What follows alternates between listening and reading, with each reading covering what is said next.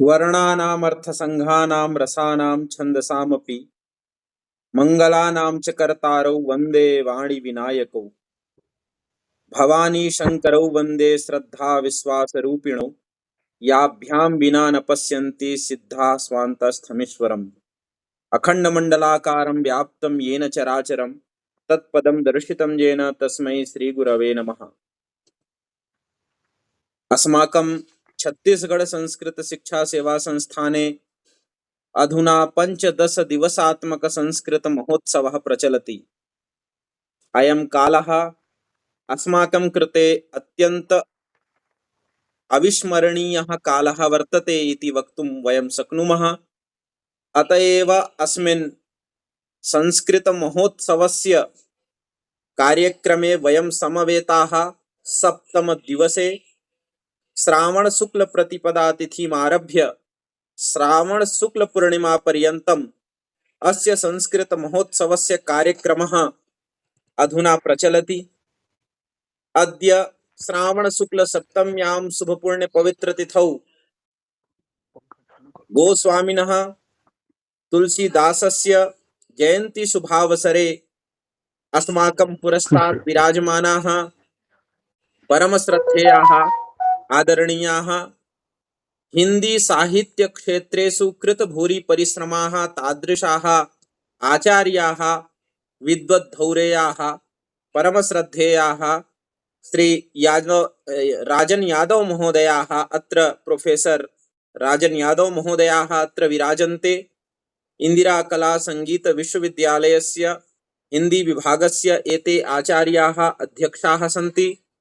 अहम् एतेषाम् आचार्याणां प्रणतिपुरस्सरम् अत्र संस्कृत महोत्सवे आभासिक पटले स्वागतम् अभिनंदनं व्याहरामि आचरामि। महोदयानाम् अत्र स्वागतं वर्तते। अत्र अस्माकं महत् सौभाग्यं वर्तते। अस्मिन् कार्यक्रमे अस्माकं आचार्याः परम श्रद्धेयाः प्रोफेसर महेश चंद्र शर्मा महोदयाः अत्र विराजन्ते। अहम् एतेषां चरणकमलेषु प्रणमाञ्जलिं विनिवेद्य स्वागतं व्याहृत्य अत्र अभिनन्दनम् आचरामि। इतोपि अत्र संस्कृत विभागे इंदिरा कला संगीत विश्वविद्यालयस्य अध्यक्षां पदम् अलङ्कुर्वन्ति तादृशा मातृकल्पा अस्मदीया डॉक्टर पूर्णिमा केलकर महोदया अपि विराजन्ते। अहं तासामपि चरणकमलेषु नतिततिं विनिवेद्य अत्र स्वागतं व्याहरामि। इतोपि अस्माकं संस्थानस्य तत्तक्षेत्रेभ्यः कोणेभ्यश्च विराजमानाः पदाधिकारिणः कोरबा मंडलांतर्गतस्य संयोजिका श्रीमती निशा चंद्रा महोदया, रायपुर मंडलांतर्गतस्य सचिव महोदया श्रीमती निर्मला पांडे महोदया, इतोपि कोरबा मंडलांतर्गतस्य सदस्याः मनोज वैष्णव महोदयाः, दुर्ग मंडलांतर्गतस्य ये अस्माकं सदस्याः सन्ति ईश्वरी महोदया, अन्येपि तत्तत् क्षेत्रेभ्यः कोणेभ्यः विराजमानाः अस्मदीयाः श्रोतारः बान्धवाश्च ऑनलाइन माध्यमेन ये सर्वे शृण्वन्ति तेषां समेषाम् अत्र स्वागतम् अभिनन्दनं वर्तते। वयं तुलसीदासस्य जयन्ती अवसरे समवेताः। अविलम्बेन अहम् अधुना प्रार्थयामि आचार्य महोदयान् अस्मान् सर्वान् तुलसी जयन्त्यस्य शुभावसरे संबोधयन्तु। तुलसी दासस्य विषये अस्मान् प्रबोधयन्तु इति निवेदनं। राजन महोदयाः आचार्याः प्रोफेसर हिंदी साहित्य विषये कृत भूरि परिश्रमाः आचार्याः।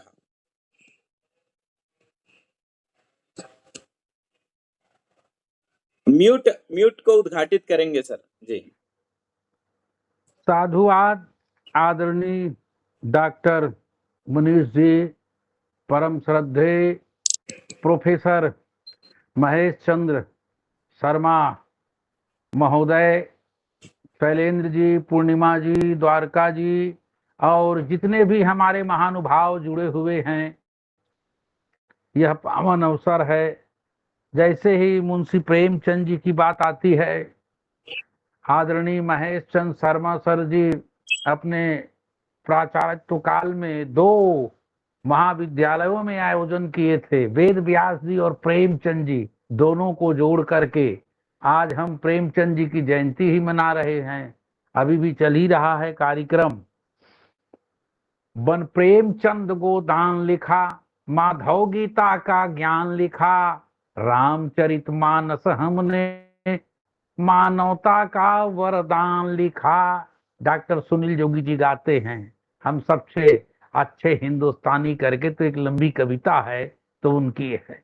आज हम जिस लोक नायक की जयंती मनाने के लिए एकत्रित हुए हैं उनके बारे में, उन्होंने तो अपने बारे में लिखा ही है द्वादश ग्रंथ के माध्यम से, पर औरों ने बहुत लिखा। एक कवि ने लिखा खूब, फटकार चुभे रतना के उन्हें दृग के रतना कर पी गए वे, मन मार के बैठ गए तुलसी तिय के न समीप कभी गए वे, जग का उनका अब ध्यान रहा नहीं, लगम ऋतु से छूट के जी गए वे, घर नीने किया परित्याग तो क्या सिया राम सने हमें सी गए वे। ऐसे रम गए फिर रमे ही रहे, रमे ही रहे। दो चनक दाने को जो चार फल समझते थे, चार चनक के दाने, आज क्या स्थिति हो गई। दिन रैन अभावों में ही पले। मैं अनुभव करता हूं, 5 साल का बालक रात को आते थे घूरे सूरे में कहीं, दिन को तो भगाते थे।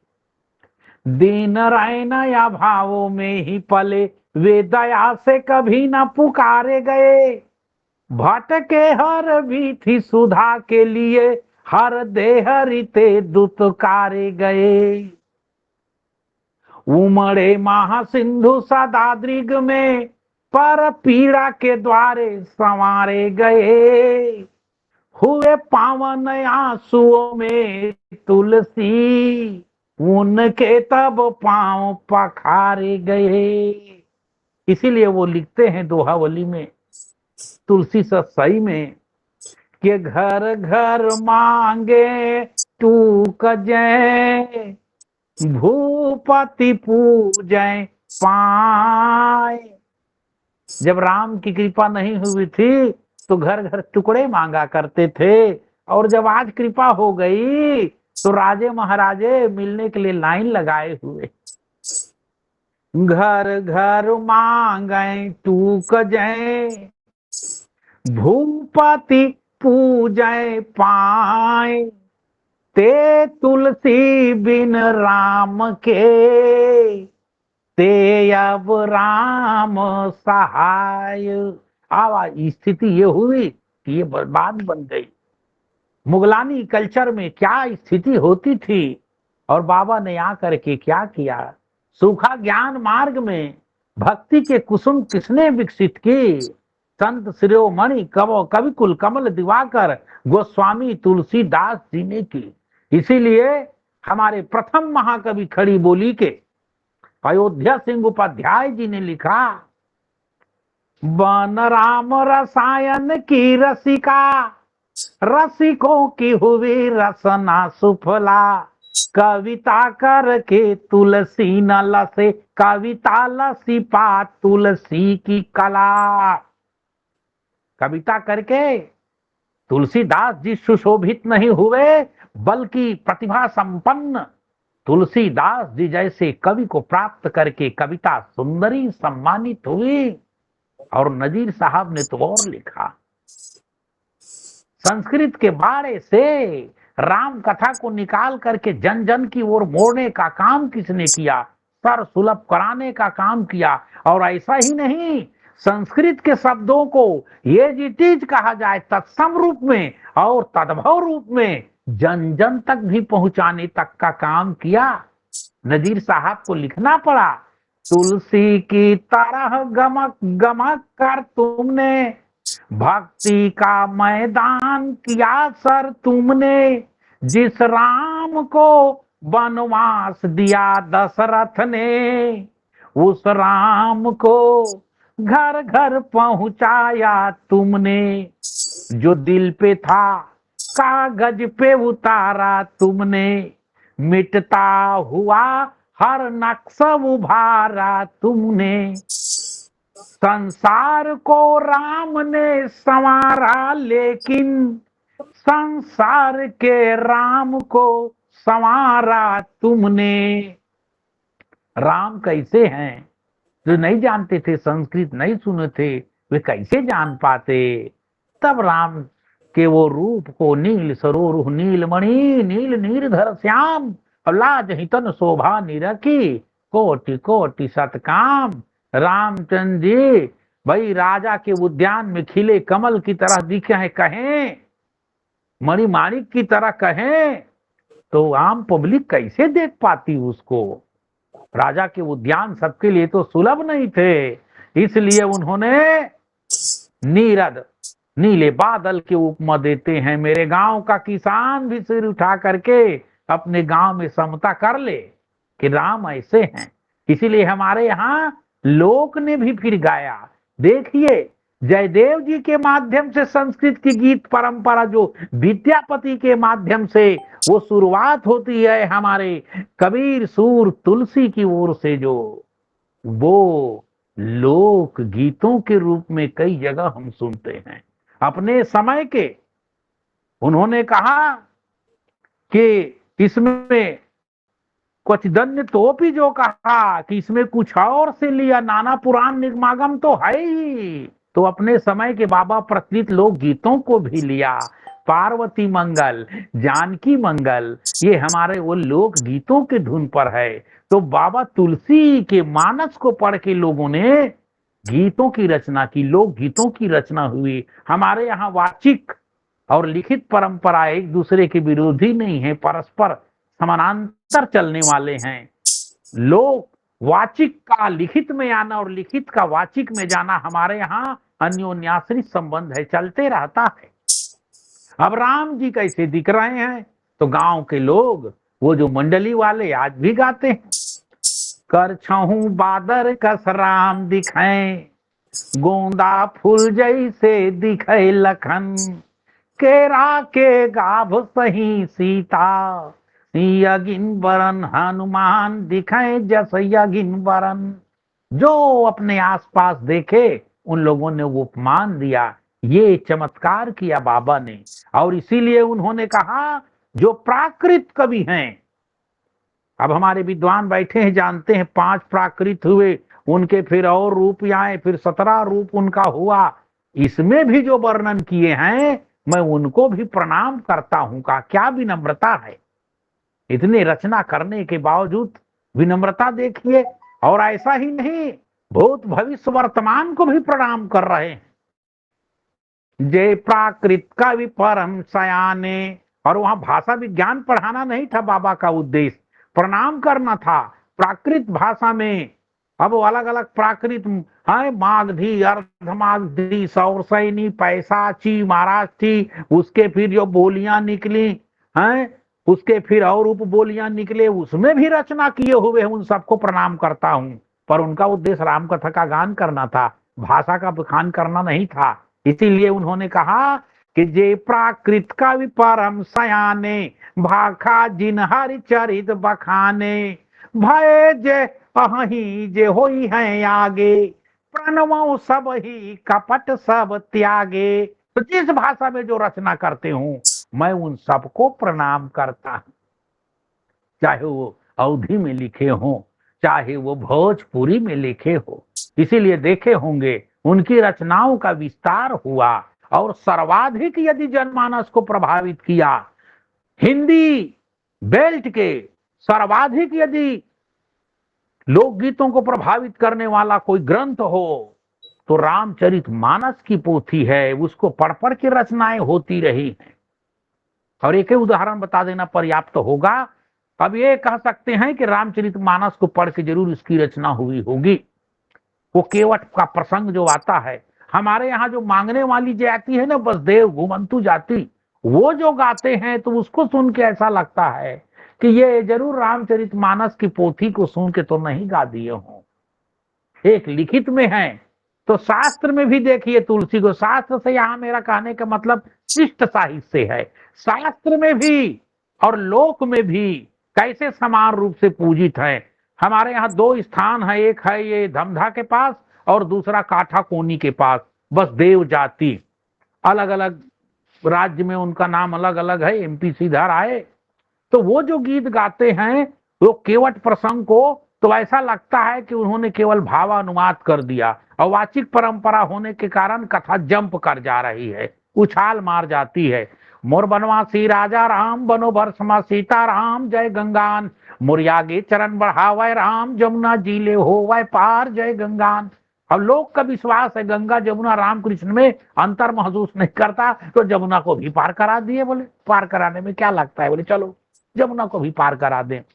तो छोटे नदी ले उतरे पार, बड़े नदी जल बाकी है, जय गंगान। बाज उनके वट बैठेगा, जेला राम जी पार यहाँ, जय गंगान। और सुन ले के वट भैया गा, ये गंगाला लगा दे पार, जय गंगान। और देखे के वट रूपो लाज, मनो मन मा सोचे बात, जय गंगान। तीन लोक के स्वामी ये, सही मुख उतर गयो भगवान, जय गंगान। और दे दे राम चरण ला तोर, तब करियो गंगा ला पार। तोर चरण ला पायो राम, बिना धोए जल माने नहीं, जय गंगान। है तोर पाम के धुर रामा, पथरा भये मनुख अवतार, जय गंगान।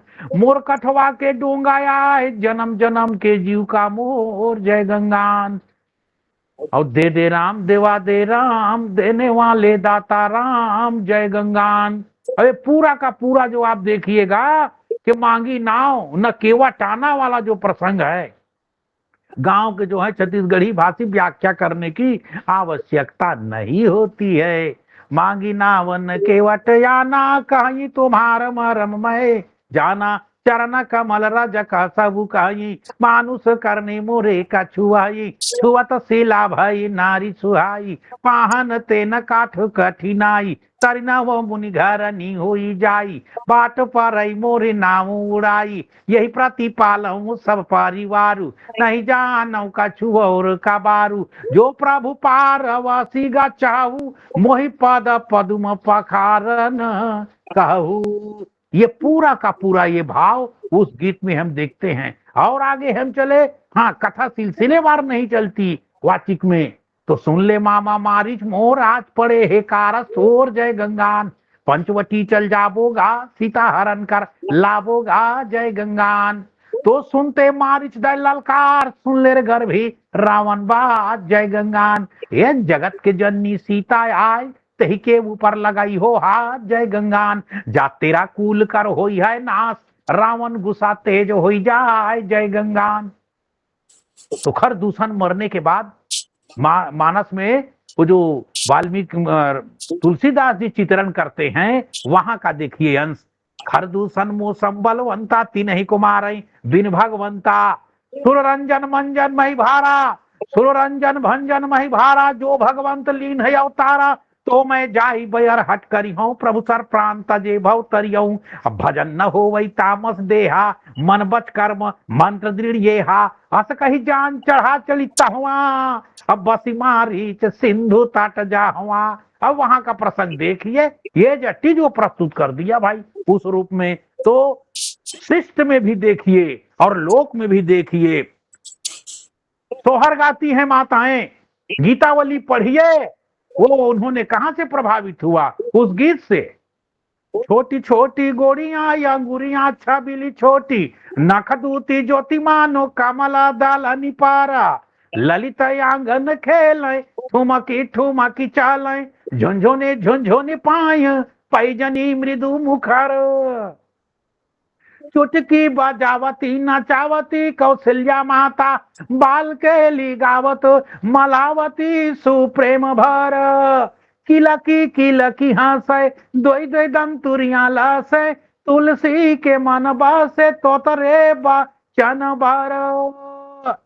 और देखिए सोहर जो लोक ने गाया, माताएं सब जानती हैं। कौने घड़ी भये श्री राम, कौने घड़ी लक्ष्मण हो। ललना कौने घड़ी भरत भुआल, तीनों घर सोहर हो। लोकगीत की विशेषता जानते हैं, प्रश्नोत्तर शैली में होता है। भले घरी भये श्री राम, भले घरी लक्ष्मण, भले घरी अवध भुआल। लोकगीत में भरत के लिए अवध भुआल शब्द है, याद रखिएगा। शास्त्र भले ढांकने का काम करेगा, पर लोक को जो बोलना है वो बोलता है। हम रामचंद्र जी ने सीता जी का परित्याग क्यों किया, एक से एक तर्क देते हैं, पर जो लोक है ना, लोक को आप कितना ढांपोगे। आप तो अवतारी है प्रभु, आप जाने, पर किसी गर्भणी को इस प्रकार छोड़ना अच्छा तो नहीं लगा। यानी देखो, कहने में पीछे नहीं रहा। इसीलिए हमारे छत्तीसगढ़ के लोक में आज भी गाते हैं। इसीलिए बाबा ने रामचरितमानस में उस प्रसंग को नहीं लिया, सीता निर्वासन का प्रसंग को उन्होंने नहीं रखा। काबरती आगे हो रामा, काबर भी सारे हो रामा, एक निंदक धोबी के कारण, काबर दिए निकारे सीता माइला राम, काबर भी सारे हो रामा।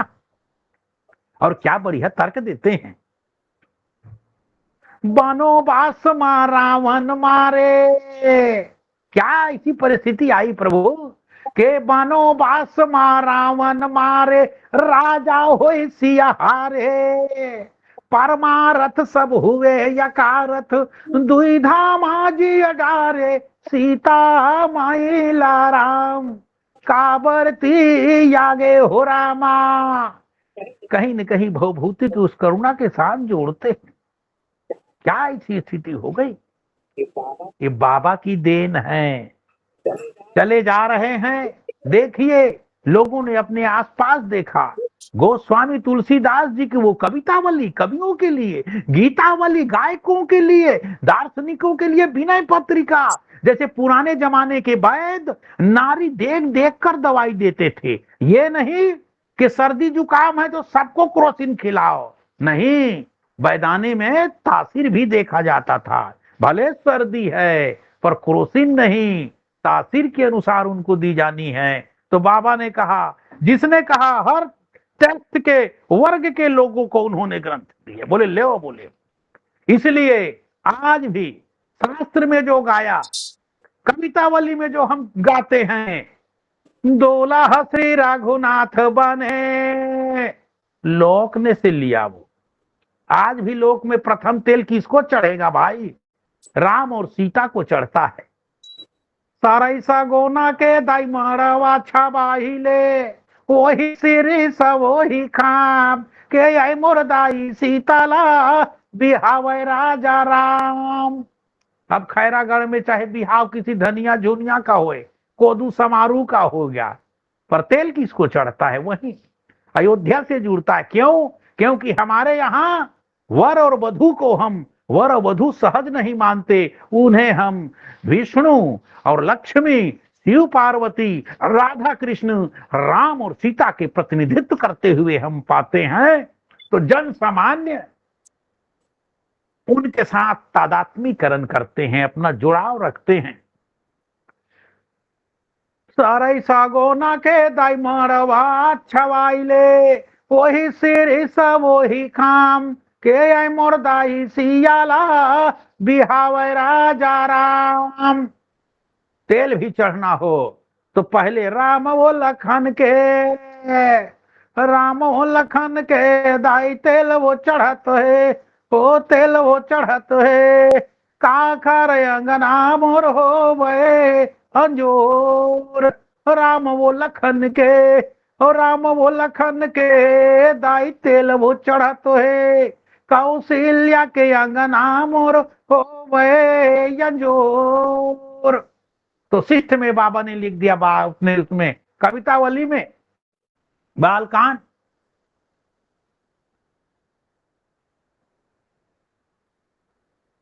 दूल्हा श्री रघुनाथ बने, दुलही सिया सुंदर मंदिर माही, गावही गीत सब मिली सुंदर, विप्रजुआ जुरी वेद पढ़ावही, राम के रूप निहारत जानकी, कंगन की नग की परछाई।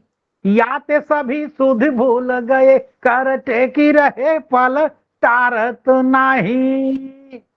पर यहां हम तो बिहार की बात कर रहे हैं, पर जहां बाल वर्णन करते हैं बाबा लेते हैं कहां से? सूरदास जी से लेते हैं। सूरदास जी का पढ़ के आप जब यहाँ पढ़ते हैं तो लगता है हाँ कहीं से तो लिए हैं, ज्यादा मन भावन लगा, चाहे कृष्ण कहो या राम। बारह दंता के पंगति कुंद कली, धराधर पल्लव खोलन की। चपला चमके घन बीच जगे, छवि मोती न माले या मोलन की। घुंघरारू लटे लटके मुख ऊपर, कुंडल लोल कपोलन की। नेओ छावर प्राण करे तुलसी, बाली जाऊं लालाउन बोलन की। तो उधर चंद्र खिलन लइयों का वही भाव लेकर के वो शुरू कर दिए। कब हूसा सी अंतर क्या हुआ? उसे कवितावली में वो भी है, ब्रज की ज्यादा है, ब्रज भाषा का। कब हूसा सी मांग तैयारी करें, कब हूं प्रतिबिंब निहारी डरें। कब हूं कर तार बजाई के नाचत। कवियों के लिए बोला, कवि कवित्व शक्ति चाहते हो, प्रतिभा क्या है, चमत्कार क्या है, रस क्या है, अलंकार क्या है, ओपुर को दिया। बोले ले रस दशा देखनी हो, दाबा की दब हो रही है, एक बार इधर में बोल रही है, एक पकड़ महित एक गगन उड़ा तो है। हनुमान जी के पराक्रम दिखाया लंका कांड में। रजनी चरमत गंदा घटा भीगटे, ग्रज राज के साज लरे। झपटे भट कोटि मही पटके, गारा जय रघुबीर के सौह करे। और हनुमान जी के पराकाष्ठा दिखाते हैं पराक्रम की। तो वो जे राक्षस को देख के काल भी बगल झांक दे, अरे बड़े भगो इनसे, वो उसको कैसे रगड़ रहे हैं हनुमान जी करके। वो कवित्व शक्ति दिखाते हैं हनुमान के पराक्रम। कविता वाले में कभी पढ़िएगा लंका कांड। जे रजनीचर वीर विशाल, कराल बिलो का तकाल न खाए।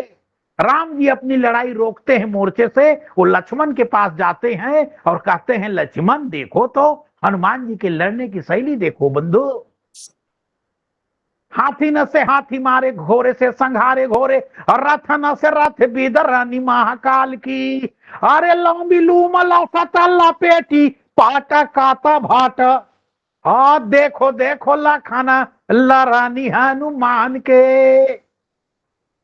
ये रजनीचर वीर विशाल, कराल बिलो का तकाल न खाए। तेरण रोर कपीस किशोर, पड़े बार जोर रहे फग पाए। लूम लपेटी आकाश निहारी के, हाँ की हटी हनुमान चलाए। सूघी के गात चले न भजात, रहे भ्रम बात न भूतल आए। आज तक वो भूतल नहीं आए, क्योंकि रावण के पास जो अमर सेना थी, वो अमर सेना आज भी अंतरिक्ष में है। क्योंकि विभीषण ने कहा था प्रभु रावण के पास अमर सेना है, अमर मतलब जो मर ही नहीं सकते हैं। तब श्री राम चिंतित हुए थे। तब हनुमान जी ने कहा मैया ने हमें भी वरदान दिया है, आ जा रहे हमारे गुरु निधि तू तो। बोले मैं मुकाबला करूंगा। बोले ठीक है, मरेंगे नहीं ना, पर यहाँ रह नहीं पाएंगे। और आप जानते हैं धरती और आकाश के बीच गुरुत्वाकर्षण का बल, एक निश्चित सीमा पे फेंक दीजिए वो आते ही नहीं है नीचे। बोले मैं इंतजाम कर देता हूं, रहो अमर। तो सूखी के गात चले न भजात, रहे भ्रम बात न भूतल आए। कितने युग बीत गए, वो सैनिक बेचारे नीचे ही नहीं आ पाए। कहे अमर रहो बेटा, चलो घूमते रहो। तो तुलसीदास जी की कवित्व शक्ति देखिए, तो कवितावली में उन्होंने एक से एक लिखा। चाहे वो संवाद अंगत का हो, कौशल राज के काज हुआ जो, त्रिकूट उपारी ले वारी धोबोरो। महाभुज दंड दंड कटा, चपेटा की चोट चटाक दे फोरो। आय सुभंगत जो न डरो, सब मीजी सभा सद श्रोनित घोरो। अब संस्कृत के शब्द खोज लीजिए, इसमें बाबा ने ऐसा जड़ित कर दिया, ऐसा लगता है वो सामान्य है। हमारे गम्मतिया लोग उसको गा रहे हैं।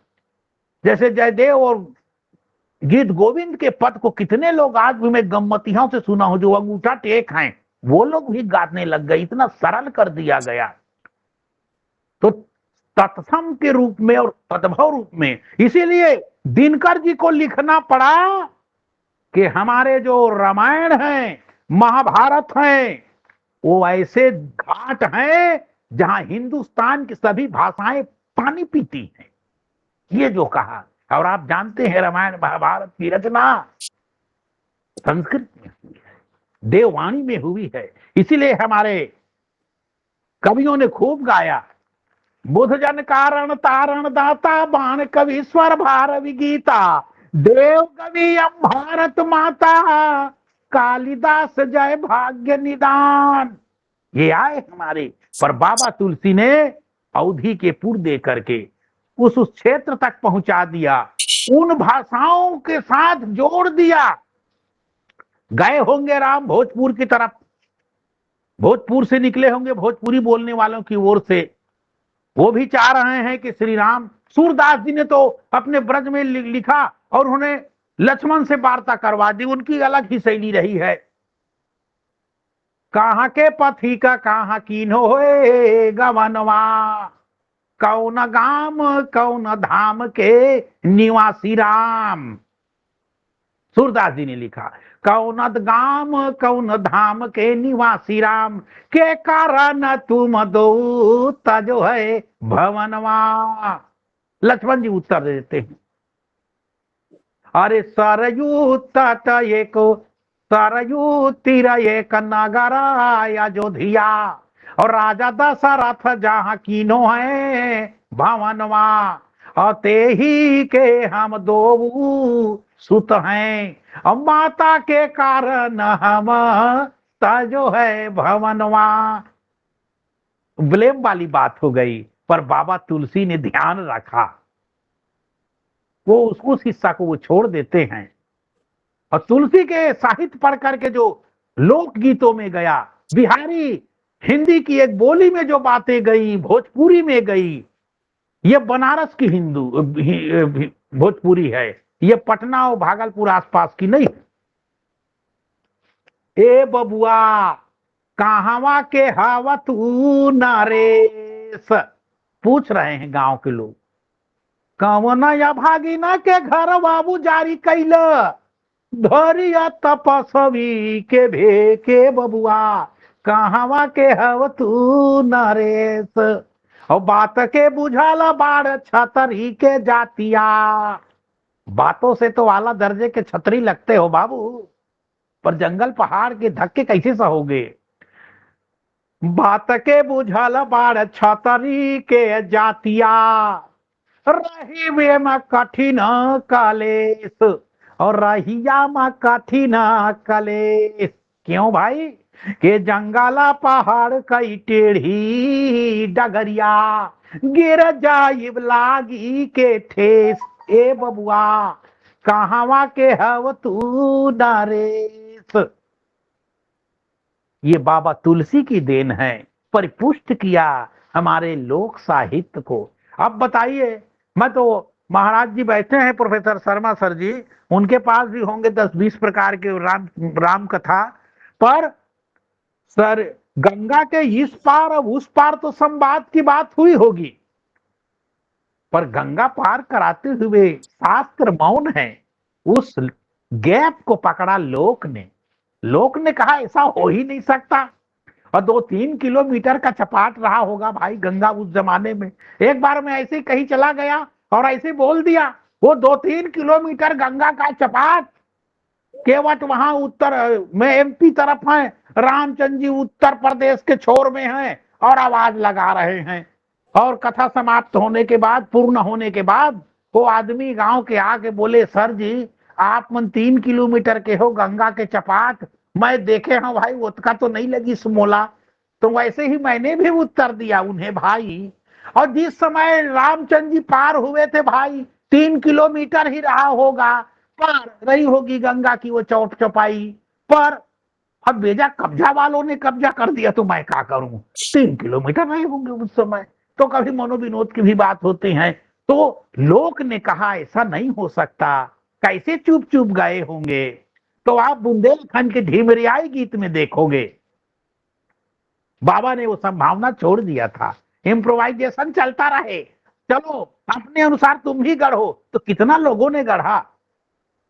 एक बार भर मकर अनहाए, सब मुनि नयाश्रम ही सिधाए।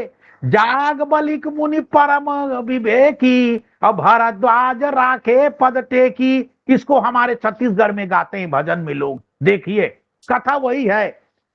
राम के महिमा सब तुम जानत, तुम हो परम सुजानी जी। भारद्वाज मुनि ज्ञानी, तुम हो परम सुजानी जी। धन्य धन्य तय धन्य मुनिवर, आदर प्रीतु बानी जी। वेद पुराण उपनिषद गावत, जाप करत सब ध्यानी जी। वही राम के कथा सुनावो, सबके हित में हित जानी। कौन राम बोले, अरे लीला करन दशरथ घर आओ तारे, खेल आपन लरिकानी। अचल काग को शंका हो गए, 14 भुवन में भरमानी। वही राम के कथा सुनावो। कैसे लगा लगे चल रहे देखो लोक और शास्त्र। तो ढिमरियाई गीत में गाते हैं, वो गंगा मैया से केवट निहोरा करते हैं, ए गंगा मैया धीरे बहना, ये और कपड़े लेके तो आए नहीं हैं, झलेरा नहीं मारना। वो प्रार्थना कर रहे हैं, उस गेप को भरा। चुप चुप कैसे गए होंगे। धीरे बहो गंगा मैया धीरे बहो, मोर नैया में लक्ष्मण राम। गंगा मैया धीरे बहो।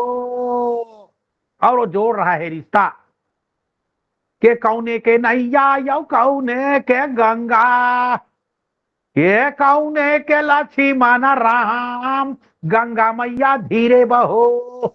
तो भगीरथ के गंगा, गंगा लहरी आपने पढ़ा होगा पद्माकर जी को।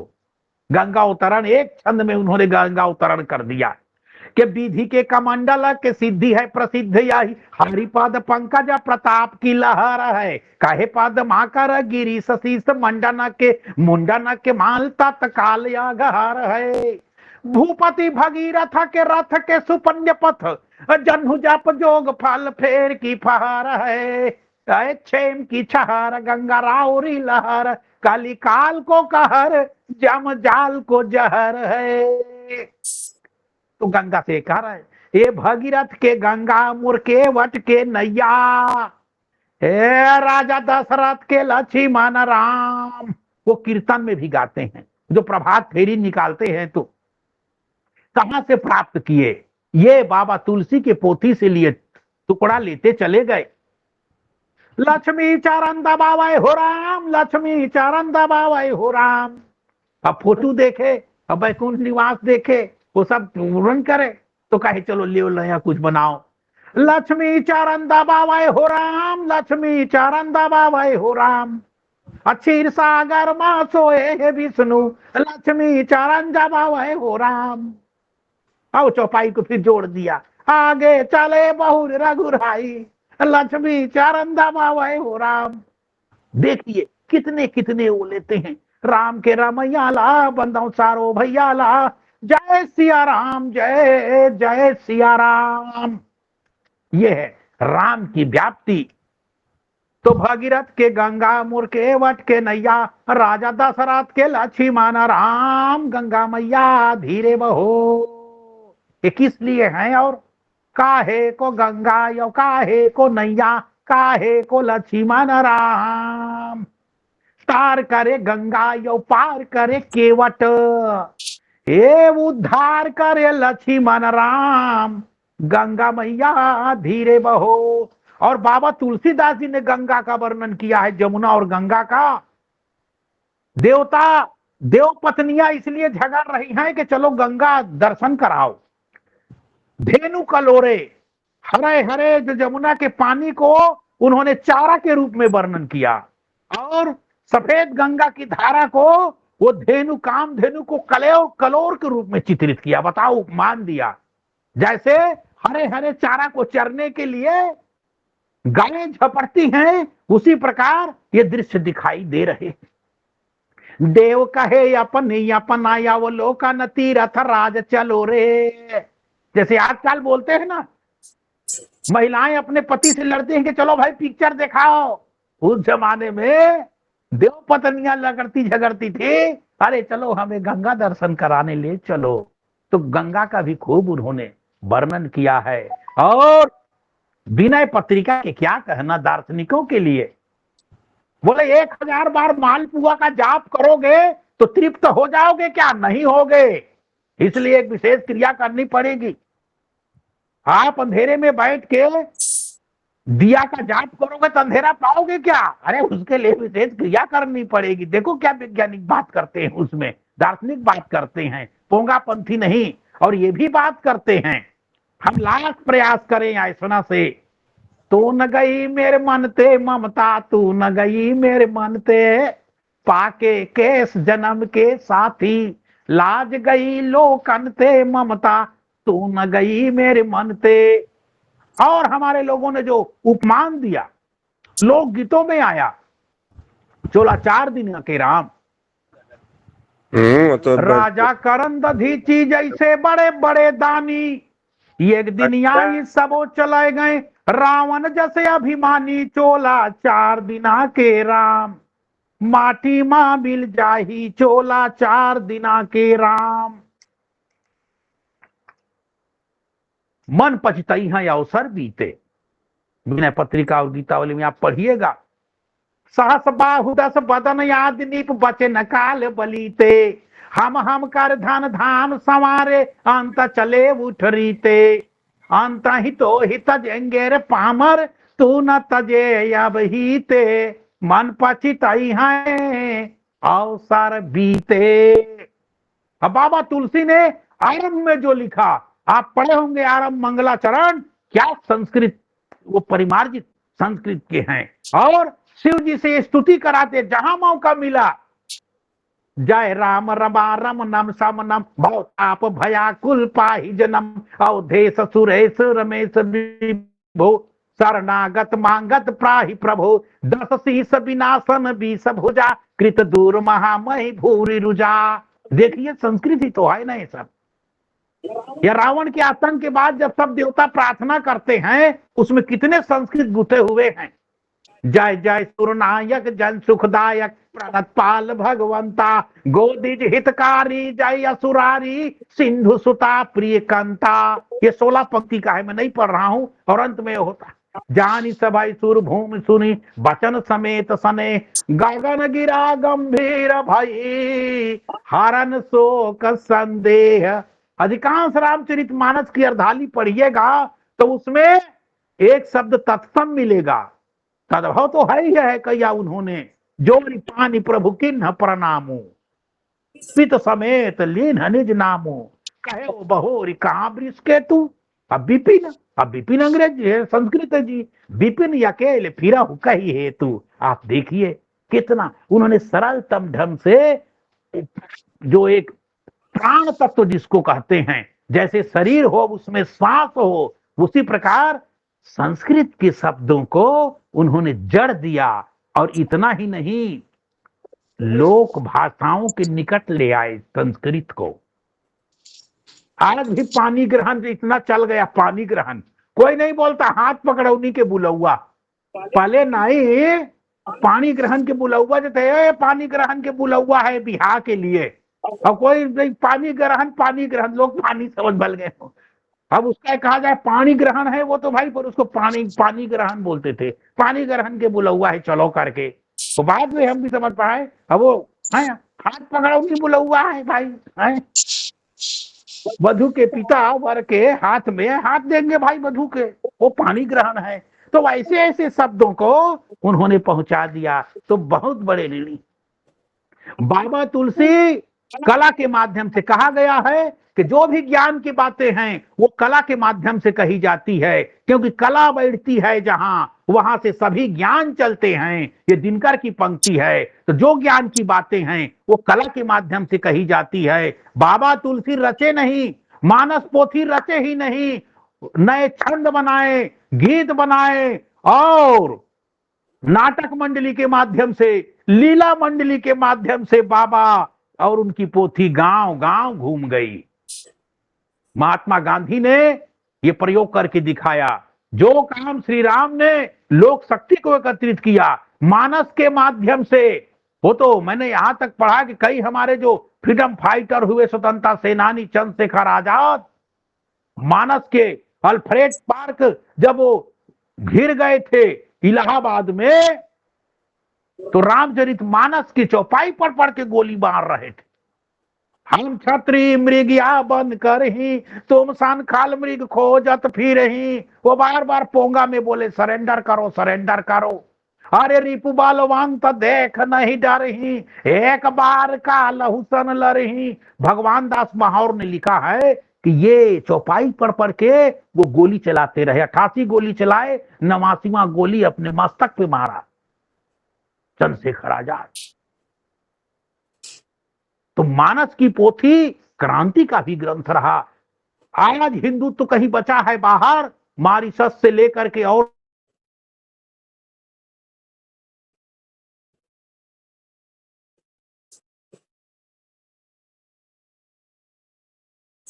अंग्रेजों ने धोखा दे के ले गया, तो अंधकार रात में ढिबरी के प्रकाश में यही वो गाते रहे, दीन दयाल बिरद संभारी हरहुनाथ मम संकट भारी। और आज वो राष्ट्रपति बने हैं, प्रधानमंत्री बने हैं, आज कई देशों में सुभाषित कर रहे हैं।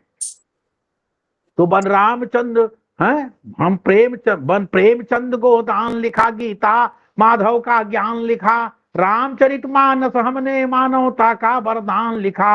हम आदि शक्ति हम आदि गुरु, हम आदि शंकराचार्य हैं, जिनसे सृष्टि सारी उपजी, उस ब्रह्मा की चिंगारी हैं। हम वेद पुराणों के ज्ञाता, हम अक्षर के आराधक हैं।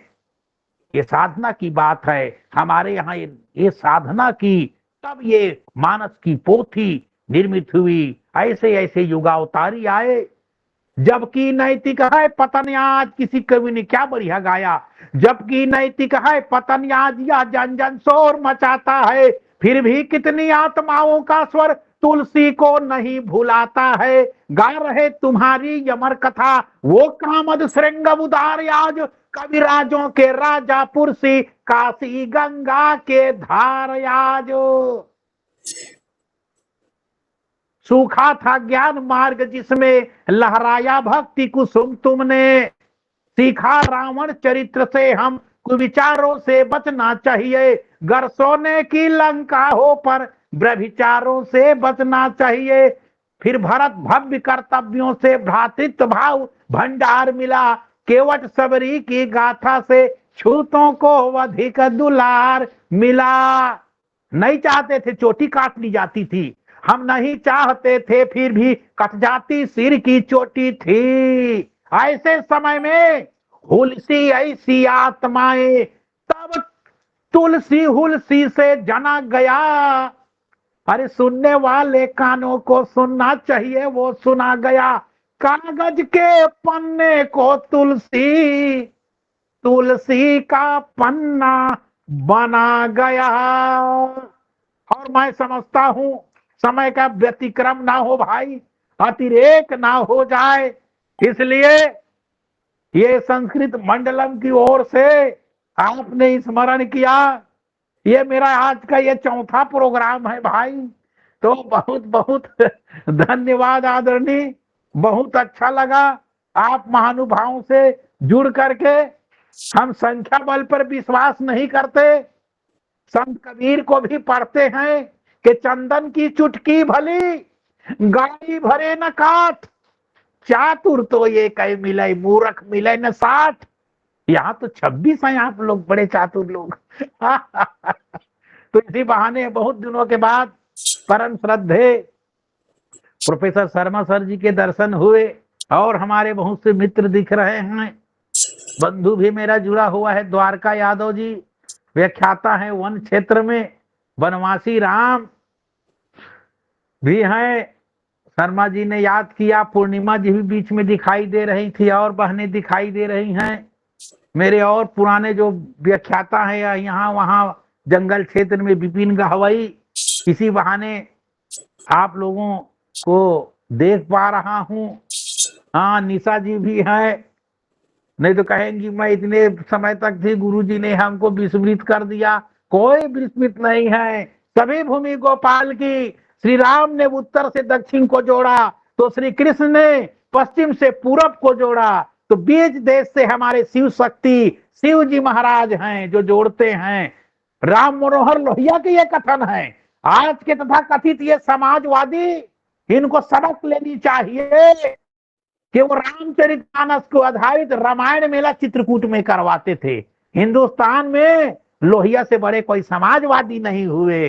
वो बोलते थे मत मानना ईश्वर, पर राम और कृष्ण और शिव इस देश के सांस्कृतिक पुरुष हैं, आप उपेक्षा नहीं कर सकते। क्या वर्ण क्या सवर्ण, शिव जी सबको गले लगाते चल रहे। अंत में यही बाबा तुलसी ने जो किया, जन का क्या स्थिति थी, लड़ रहे थे शाक्त वैष्णव। जन कानन में मत भेद बढ़ा, तजी धर्म सुपंथ सभी अकुलाने। विष्णु शिवार्चन घोर विवाद में, जूझ रहे नहीं बुद्धि ठिकाने। जन कानन दाहन द्रोह दवाग्नि, अखंड प्रचंड लगी लपटाने। घन घोर घटा बन के तुलसी, तुलसी सुत आए सुधा बरसाने। तुलसी सुत आए सुधा बरसाने। सबको प्रणाम करता हूँ। कवि कुल कमल दिवाकर गोस्वामी तुलसीदास जी, नीरज ने लिखा है भाई, सुन लो एक लाइन और, कि आज भी वो कवि कुल, वो कुलगुरु तुलसीदास की जिसकी यश प्रशस्तियां भी गाते हैं, रामायण के पृष्ठ पृष्ठ उपहास अभी तक उनका करता है जग में, उस 80 तीर संवत 1680 धृष्ट। और भर्तहरि ने एक जो कहा है, जयंती ते सुकृतनो रस सिद्धा कविश्वर नास्ति ये सह यशः काय, जन्म मरण अजम भयम। वे श्रेष्ठ कवि श्रृंगार आदि रसों के धन्य है, इनके यश काय शरीर को नष्ट होने का भय नहीं रहता है।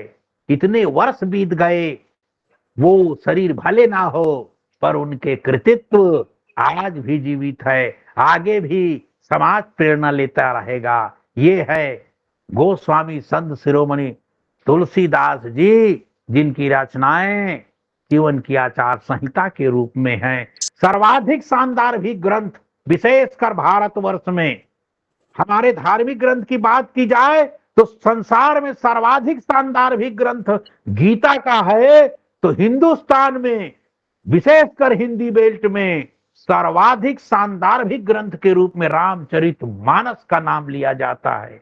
ऐसे कृतिकार को मैं प्रणाम करता हूं, और आप सब जुड़े हुए हैं। जड़ चेतन जग जीव जत सकल राम महि जान, और बंदों सबके पद कमल सदा जोर जुग पान। जय हिंद। डॉक्टर शर्मा जी, मनीष भाई जी, अद्भुत सर, बहुत बहुत धन्यवाद। आपका आगमन हुआ और इस तुलसीदास जी के पावन जयंती अवसर में इतने सारे ग्रंथों का तो अध्ययन सर हम लोग नहीं किए हैं, लेकिन इतने सारे ग्रंथों के कविताओं के माध्यम से जो आपने शब्दों का अध्यापन कराया और उद्बोधन, उसको 1 घंटे में सार गर्भित रूप में बहुत सारी विषयों को प्रतिपादन कर दिया। इसको पढ़ने में न जाने कितने समय लगे होंगे, और ये सारे अनुभवजन्य विषय आपने बहुत सारगर्भित में संक्षेप में सब कुछ वर्णित किया। इसलिए जितना भी धन्यवाद ज्ञापित करूंगा वह कम होगा इस संस्था की ओर से। और आप अपना अमूल्य समय, जैसे कि आप 4 कार्यक्रम को करते हुए फिर इस कार्यक्रम में पहुंचे हैं, मैं आपको एक बार निवेदन किया था और आप सहर्ष स्वीकार किए, उसके लिए कोटि कोटि धन्यवाद। पर आदरणीय प्रोफेसर शर्मा सर जी जानते हैं हम लोगों के लिए ऑनलाइन बोलना बड़ा कठिन होता है बंधु।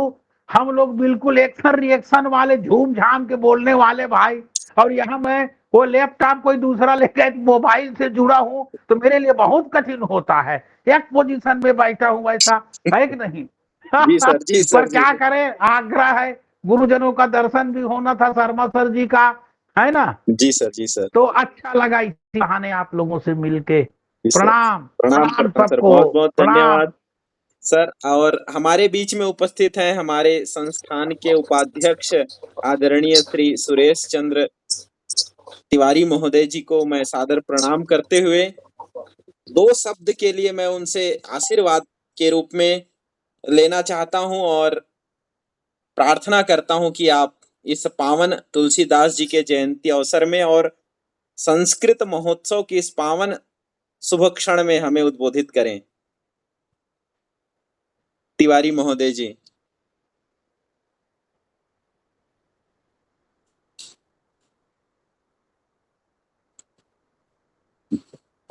आदरणीय श्री सुरेश चंद्र तिवारी जी।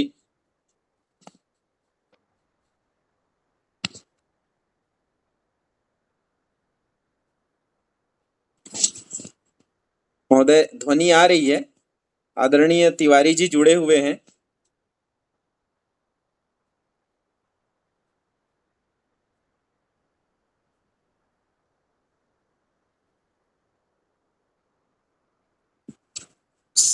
ध्वनि अंतर संभवतः नहीं पहुंच अंतर पा रही। ध्यान हो गए हैं लगता है। जी जी जी, कोई बात नहीं। हमारे हाँ। बीच में उपस्थित हैं परम आदरणीय श्रद्धेय प्रोफेसर महेश चंद्र शर्मा जी को मैं प्रणाम करते हुए निवेदन करता हूं, आप उद्बोधित करें। और स्वामी तुलसीदास जी का संस्कृत में योगदान, इस विषय को लेकर बहुत बढ़िया आपने ये आयोजन रखा है। हमारे प्रिय मनीष जी और पूरे सभी संस्कृत शिक्षा सेवा संस्थान के साथी और हिंदी के हमारे परम मित्र विद्वान राजन यादव जी जुड़े, पूर्णिमा जी हैं, आप सभी का अभिवादन। मैं कई बार ये सोचता हूं कि यदि विश्व में भारतीय संस्कृति में अगर गोस्वामी तुलसीदास जी न होते, वाल्मीकि न होते, कालिदास न होते तो क्या होता? इन लोगों के नहीं रहने पर भारतीय संस्कृति क्या भारतीय संस्कृति रहती? और हम सब जानते हैं कि संस्कृति संस्कृताश्रिता, संस्कृति संस्कृत परक है, संस्कृत पर आधारित है। गोस्वामी तुलसीदास जी ने जो योगदान संस्कृत के लिए किया है, आज उनका अवतरण दिवस है, उनको प्रणाम करता हूं। और मेरे लिए रामायण जो है वो गोस्वामी तुलसीदास जी का रामचरितमानस है। ये हमने बहुत बाद में समझा, जाना, सुना कि नहीं वो तो वाल्मीकि जी ने रामायण लिखी थी। हम लोग रामचरितमानस कहते ही नहीं थे, हम कहते थे रामायण कहते थे, कोई बहुत पीछे पड़ता था बोलते तुलसीकृत रामायण। तो मेरे जैसे कई लोगों को संस्कृत तक, वेदों तक, रामायण तक पहुंचाने का कार्य अगर किसी ने किया है तो गोस्वामी तुलसीदास जी ने किया। गोस्वामी का मतलब है वाणी के स्वामी। ज्ञान विज्ञान की जो भाषा है, आधार भाषा है, उसके तुलसीदास जी हैं। आप देखेंगे कि भारतीय संस्कृति में और संस्कृत में आधारभूत जो ग्रंथ है वो वेद हैं, उपनिषद है, रामायण है, पुराण है। आरत श्री रामायण जी की कीरति कलित ललित सिय पी की, गावत ब्रह्मादिक मुनि नारद वाल्मीकि विज्ञान विशारद। और वो कहते हैं गावत वेद पुराण अष्टदश 6 शास्त्र सब ग्रंथन कोरस। वेद चारों, 18 पुराण और 6 शास्त्र, छंद, ज्योतिष, कल्प, निरुक्त, व्याकरण, शिक्षा इत्यादि, ये सब गोस्वामी तुलसीदास जी ने सरल शब्दों में, जैसा कि कहा यादव जी ने, कि वो जो संस्कृत निष्ठ तत्सम तद्भव, इन शब्दों के माध्यम से, जो संस्कृत तक जिनकी पहुंच नहीं थी उनके माध्यम से उन्होंने इन चीजों को रखा। वेदों तक पहुंचाने की जो नसेनी है, सीढ़ी है, वो रामचरितमानस है, गोस्वामी तुलसीदास है। इनके माध्यम से ही हम वेदों को जान सके, फिर मूल रूप में उनका आशय समझ सके गुरुजनों के चरणों में बैठ के। वो हमने बाद में इस चीज को समझा। और आप देखेंगे कि संस्कृति की बात साहित्य के माध्यम से गोस्वामी तुलसीदास जी ने की। और ऐसा नहीं, मैं संस्कृत का भी श्रेष्ठ कवि मानता हूं गोस्वामी तुलसीदास जी को, आप भी मानते होंगे। हर मंगलाचरण रामचरितमानस का इतना अच्छे छंदबद्ध ढंग से, ऐसा लगता है कई बार तो भ्रम हो जाता है गोस्वामी तुलसीदास जी हैं कि कालिदास हैं। कालिदास रघुवंश में लिखते हैं, वागर्था संपृक्तौ वागर्थ प्रतिपत्तये जगत पितरौ वंदे पार्वती परमेश्वर। और जैसा मनीष जी ने शुरू में मंगलाचरण बताया, भवानी शंकर वंदे श्रद्धा विश्वास रूपिणौ याभ्याम बिना न पश्यंती श्रद्धा स्वांत। सिद्ध लोग भी अपने अंदर के ईश्वर को नहीं पहचानते। तो ये लगता नहीं है कि ये तुलसीदास जी, मुझे तो गोस्वामी तुलसीदास और बल्कि कई लोगों ने तो लिखा है कि वेद मत शोध शोध शोध के पुराण सवे, संत और असंतन के भेद को बताव तो कपटी कुराही कूर कल के कुचाली जीव कौन राम नाम हूं की चर्चा चलावत। तो वेदों के मत का जो शोधन करता है, जो वैदिक अनुसंधान करता है, वो वास्तव में संस्कृत में बड़ा योगदान कर रहा है, बहुत बड़ा योगदान है। मैं छत्तीसगढ़ संस्कृत शिक्षा सेवा संस्थान के हमारे साथियों को साधुवाद दूंगा कि उन्होंने गोस्वामी तुलसीदास जी का संस्कृत में योगदान ये विषय रखा। और संस्कृत में योगदान इतना प्रामाणिक, इतना साइंटिफिक, इतना नेचुरल, इतना प्रासंगिक विषय है ये कि युवाओं को, कवियों को, लेखकों को, साहित्यकारों को, विशेष रूप से हिंदी जो संस्कृत पृष्ठभूमि से थोड़े कम जुड़े और हिंदी से सीधे, उनको ये चीज जाननी चाहिए। मेरा तो सौभाग्य कि मैंने हिंदी में, संस्कृत में, भाषा विज्ञान में, तीनों में मुझे यादव जी को, राजन जी को मालूम है, एमए करने का अनुभव है। और धर्म और राजनीति और सब जाके मैंने देखा कि वास्तव में गोस्वामी तुलसीदास इसके आधार हैं। उन्होंने जो संस्कृत के शब्दों को थोड़ा सा, जैसा बता रहे थे यादव जी, तत्सम तद्भव के रूप में जिस तरह से रखा है, तो उससे ये पता चलता है कि वास्तव में जो ये कहा गया, कल कुटिल जीव निस्तार हित वाल्मीकि तुलसी भयो। वाल्मीकि के तुलसी जी सेकंड एडिशन है, दूसरे अवतार वही हैं। वो कालिदास भी है, वाल्मीकि भी है, वो तुलसीदास भी, वो 3 in 1 है। तो उन्होंने जो संस्कृत का योग के लिए योगदान किया है, वो कई संस्कृत के लोगों ने भी नहीं किया। आप जो है मंगलाचरण पढ़ लीजिए, बाल कांड का, अयोध्या कांड का, किष्किंधा कांड का, अरण्य कांड का, उत्तर कांड का, सब में आप देखेंगे तो उन्होंने बाल कांड में 7, अयोध्या कांड में 3, अरण्य कांड में 2, किष्किंधा में 2, सुंदर कांड में 3, लंका कांड में 3, कुल मिला के 20 श्लोक लिखे। तो एक एक एक उससे दाने से पता चल जाता है। तो आप उनके छंद देखें, राग देखें, शुद्धता देखें। आप देखिए भगवत गीता और रामचरितमानस एक साथ रख लीजिए, सुख दुखे समाकृत्वा लाभा लाभु जया जय। और उधर जो है, सुनो भरत भावी प्रबल बिलख कही मुनिनाथ, हानि लाभ जीवन मरण जस अपजस विधिया। ऐसा लगता है कि तुलसीदास जी, वाल्मीकि जी, कालिदास जी तीनों मिलके बैठ के हमारे मस्तिष्क में, हृदय में संस्कृत की, हिंदी की, अवधि की त्रिवेणी का प्रवाह कर रहे हैं। वो भगीरथ है हमारे साहित्य के, संस्कृति के, धर्म दर्शन के। तो वो वेद पुराण अष्टदश को वो गाते हैं और कलिकुटिल जीव निस्तार है तो वो बनते हैं। वेदों को शोध शोध के उन्होंने संत और असंतों के अर्थ को बताया। कई लोग संतों से पूछे, संत किसको बोलते हैं? वही जो भगवा वगैरह पहले तिलक विलक लगा लें, वही सब संत है। कालिदास ने लिखा, सत असत विवेकी संतहा। संत वो है जो सत और असत का विवेक कर सके। तुलसीदास को पढ़िए आप, संत की ऐसी ही व्याख्या उनके हैं। कहा माने बहुत सारे कहते हैं लेकिन आचरण नहीं करते। जे आचरण नरन घनेरे, परोपदेश कुशल बहुतेरे, परोपदेशे पांडित्यम। पूरा पैरेलल, समांतर, संस्कृत और संस्कृति के समांतर हिंदी, अवधि, ब्रज को मिक्स भारतीय भाषा को लेके जो रास्ता उन्होंने धर्म, संस्कृति, वेद, पुराण, साहित्य और वास्तविक भारतीय संस्कृति के प्रति जो उन्होंने खोला है, उसका कोई जवाब नहीं, बेजोड़ है। आज के इस अवसर पर चूंकि पहले ही बहुत विस्तार से चर्चा इस विषय पर हो चुकी है, मेरे को अधिक नहीं कहना चाहिए।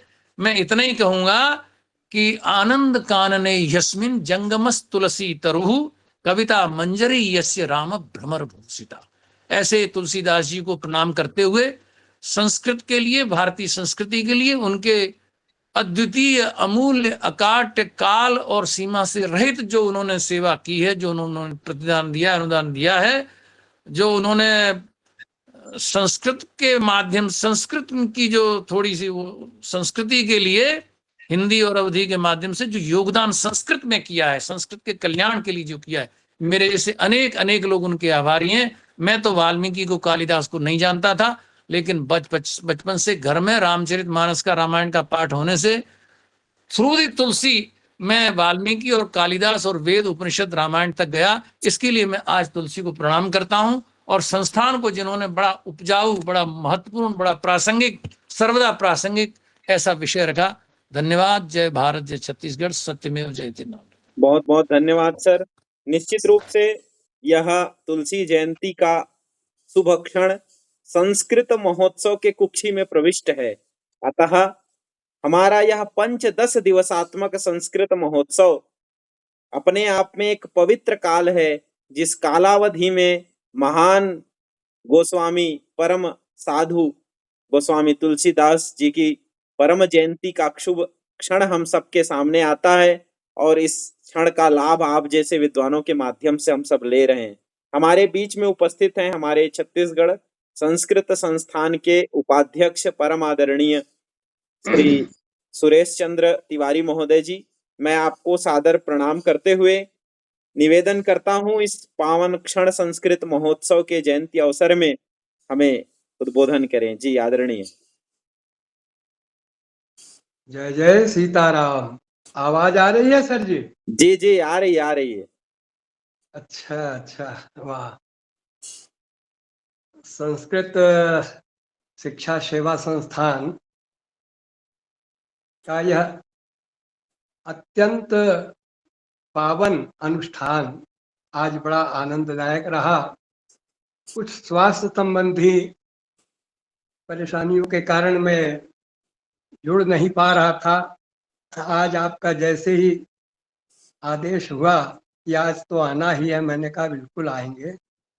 और भी कई 2-3 कार्यक्रम थे तुलसी जयंती पर, वो संपन्न हुए। थोड़ा सा विलंब से आया, और इस तकनीक से मैं अनभिज्ञ होने के कारण बड़ा विलंब हुआ। आपकी आवाज तो आ रही थी, मेरी आवाज आप तक या चित्र नहीं पहुंच पाने के कारण कुछ बात ही नहीं हो पाई। अभी प्रयास करते रहा, इधर उधर दबाया, तो अब ये इतना सा आया हुआ है। तो चलिए, बहुत ही सुंदर आपने आज के गोस्वामी तुलसीदास जी का संस्कृत में योगदान। तो देखिए, संस्कृति संस्कृत के बाल्यकाल से ही स्वामी नरहरियाचार्य जी का उन्हें आश्रय मिला। उन्होंने मात्र 7 वर्ष की अवस्था में, जब ये हरिपुर में थे, 7 वर्ष के बालक थे, तो स्वामी नरहरियाचार्य को स्वप्न में आदेश हुआ भगवान शंकर का कि जाओ खोजो, एक बालक है, नाम है उसका राम बोला, और उसे खोज के अपनी दीक्षा दो, आश्रय दो। और वहां के वो चलते हैं, हरिपुर आते हैं, समीप में ही हरिपुर है चित्रकूट के। ऐसे नरहरि स्वामी बड़े कृपालु हो करके उन्हें अपनाते हैं। गोस्वामी जी ने उन दृश्य का विनय पत्रिका में कहा, बूझो ज्यों ही कहो मैं हूँ चेरो हुई हो रावरो जू, मेरो को कहूँ नाही चरण गहत हूँ। गोस्वामी जी ने कितना दैन्य पूर्वक निवेदन किया कि मेरा कोई नहीं है गुरुजी, और गुरुजी ने अपनाया और यहाँ से ले गए प्रयागराज में। 7 वर्ष की अवस्था में उपनयन संस्कार हुआ।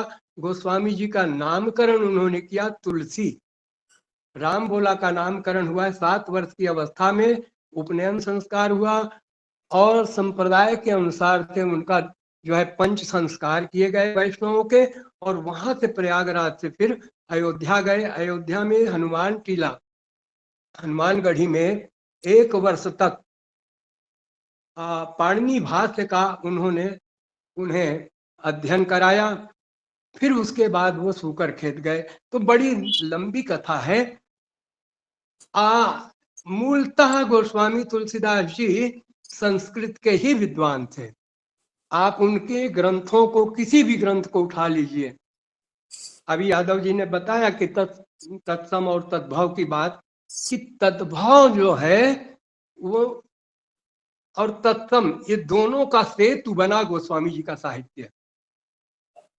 गोस्वामी जी के पूर्व देखिएगा, सूरदास जी, कबीर साहब को देखिएगा, और मलिक मोहम्मद जायसी आदि के ग्रंथों को देखिएगा, तो वो गरिमा साहित्य का, वो गंभीरतम भाव नहीं दिखाई देते। ठीक है, अपनी अपनी बातें हैं, और जिन्हें जो रुचे वो ठीक है।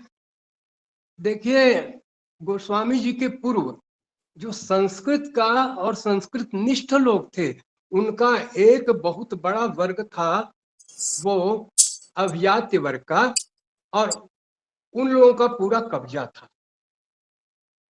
वाल्मीकि रामायण, चूंकि संस्कृत में अध्यात्म रामायण और रामायण सतकोटि अपारा, अनेक ग्रंथ सब संस्कृत में, तो जन सुलभ नहीं था। अच्छा, पर गोस्वामी जी की जो पृष्ठभूमि है वो संस्कृत की ही है। प्रारंभ में से उन्होंने संस्कृत की दीक्षा शिक्षा ली, और उसके बाद वो श्रेष्ठ सनातन जी, जो काशी में जिनका गुरुकुल था, वो कुलाधिपति के पास हो गए। 15 वर्षों तक श्रेष्ठ सनातन स्वामी के पास उन्होंने शिक्षा ग्रहण किया है।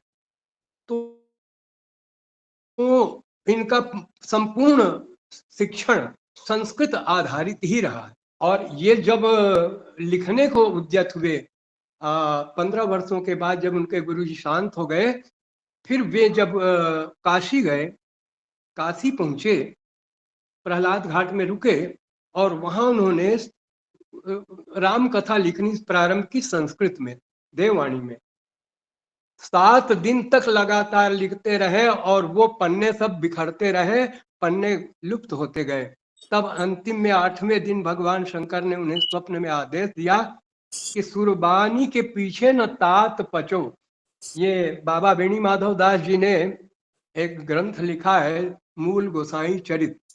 ये बाबा वेणी माधव दास जी गोस्वामी जी के पट्ट शिष्य थे, और जैसे रामचरित्र लिखा अपने आराध्य के लिए गोस्वामी जी ने, ऐसे ही बाबा वेणी माधव दास जी ने अपने गुरुदेव के लिए और मूल गोसाई चरित नामक काव्य लिखा। उसमें उन्होंने लिखा है कि भगवान शंकर आदेशित करते हैं कि सुरबानी के पीछे न तात पचो, देववाणी के पीछे मत पचो। तुम्हें देववाणी को, जो अब जन सामान्य के लिए अलभ्य है, उसे तुमको सुलभ करना है। तो देववाणी और लोकवाणी, इन दोनों के बीच में तुम्हें सेतु बनना है तुलसी।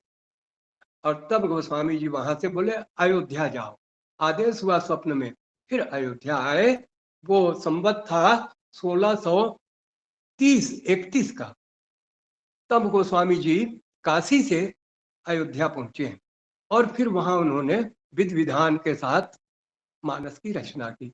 मानस देखिए, मानस में स्थान स्थान पर, अब जैसे अभी विगत प्रोफेसर साहब बता रहे थे कि उन्होंने प्रत्येक कांड के, प्रत्येक सर्ग के सोपान के प्रारंभ में मंगलाचरण किया है। मंगलाचरण वर्णानाम संघानाम रसानाम छंदसाम पिंक से प्रारंभ होता है, और गोस्वामी जी का ग्रंथ भी पूर्ण होता है संस्कृत के यत् पूर्वम प्रभुना कृतम सुख विना श्री समुगना दुर्गमम। तो समापन भी, प्रारंभ भी संस्कृत से ही हुआ है, और इस संस्कृत के बीच में ही संपूर्ण भारतीय संस्कृति समाई हुई है। दोनों के बीच के सेतु बने गोस्वामी जी। विनय पत्रिका में देखिएगा कितने तत्सम संस्कृत निष्ठ ही शब्द है। प्रारंभ के लगभग 58वें पद तक विनय पत्रिका के संस्कृत तत्सम शब्दों का प्रयोग अधिकाधिक किया है गोस्वामी जी ने, और ऐसे लगता है जैसे संस्कृत ही स्तुति में है। अच्छा, देखिएगा, एक छोटा सा बात कह के मैं पूर्ण करूंगा, समय अतिरेक हो गया है। तो देखिएगा कि कथा सुनाते सुनाते और भूषुंडी जी ने कहा कि देखो भाई गरुण जी, के भगवान के भजन के बिना ये उद्धार जीव का नहीं हो सकता, और ऐसा कह रहे हैं दोहे में, और तत्काल वो संस्कृत में उतर आते हैं। क्यों? है संस्कृत का, तो उनके हर पात्र जो है, अब गीधराज थे, गीधराज ने भी अवधि में स्तुति की है, लेकिन बीच में वो संस्कृत बोलने लगते हैं। तो ये जो धन्यवाद कर पात्रों दे का भूषण जी भी संस्कृत कथन, संस्कृत भाषा में जो कथन हुआ है, ले कर दे उसका भी कुछ नहीं आधार है। आप देखिएगा कि गोस्वामी जी का संपूर्ण चिंतन मूलतः संस्कृत ठीक में है, ठीक। मूलतः संस्कृत चल में। अब उस संस्कृत को उन्होंने अपने विशुद्ध चिंतन को प्रयास पूर्वक उन्होंने जन भाषा में उसको अनुदित किया है, उतारा है। अभी यादव जी भी बता रहे थे कि कैसे दोनों का समन्वय है, हुआ है। तो विनिश्चितम बदामि ते न अन्यथा वचांसि में हरिम नरा भजन्ति येति दुस्तरम तरन्ति ते। इस प्रकार की जो बीच बीच में संस्कृत के बोल सुनाई पड़ते हैं, दिखाई पड़ते हैं, इससे यह लगता है कि संस्कृत भाषा को और भारतीय संस्कृति को गोस्वामी जी का महान योगदान रहा है। आप सभी विद्वत वर्ग को मैं नमन करते हुए अपने वाणी को यहीं पर समाप्त करता हूं, और संस्थान के सभी जितने भी जुड़े हुए लोग हैं वे क्रम नियमित रूप से कृपा करके पूरे महोत्सव पर आए, और इस संस्थान के जो उद्देश्य है इसको पूर्ण करने में सब सहयोगी बने। हम चाहते हैं कि संस्कृत भाषा हमारे प्रदेश और प्रदेश से निकलकर बाहर, और जिसमें विकसित हो, शासन प्रशासन पर भी एक आवाज पहुंचाए, ऐसा कुछ किया जाए कि जिससे हमारी भाषाओं की जननी संस्कृत का उद्भव, विकास अपने शिखर पर पहुंचे, जिसमें एक हम गिलहरी जैसा प्रयास हम सबको करना है। बस इन्हीं शब्दों के साथ सबका आभार, सबका धन्यवाद। जय जय सीताराम। जी, बहुत बहुत धन्यवाद तिवारी महोदय जी।